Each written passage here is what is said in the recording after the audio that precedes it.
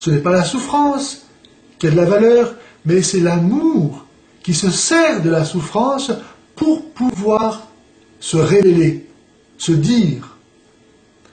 Lorsque vous avez de l'argent plein les poches, vous avez des amis autant que vous en voulez. C'est le jour où vous allez être dans la misère que vous allez pouvoir découvrir quels sont vos vrais amis.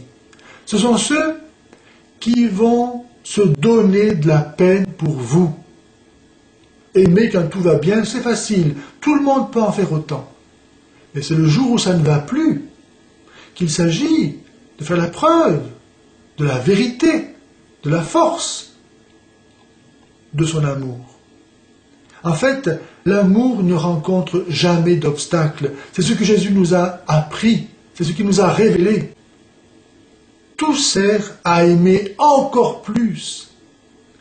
Et donc, dans la croix de Jésus, ce qu'il faut bien voir, c'est cet acte de volonté libre par lequel Jésus a accepté cette souffrance qui lui était infligée injustement, qu'il a acceptée par amour pour nous, afin de pouvoir ainsi détruire notre péché qui lui a infligé cette souffrance.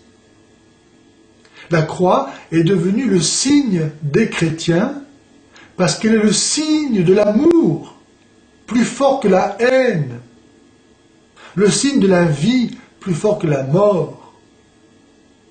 Seul l'amour donne la force de porter la croix.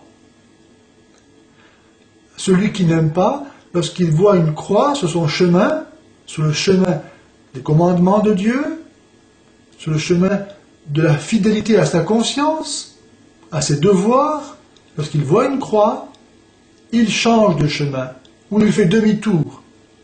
Mais celui qui aime, il prend la croix et il continue. Et c'est comme cela que la croix devient le signe de l'amour, car seul l'amour donne la force de porter la croix. Et c'est ce que Jésus nous a manifesté par sa propre croix, son amour. Et c'est cela qui a de la valeur aux yeux de Dieu. Plus la souffrance est grande, et plus l'amour qui offre cette souffrance est grand.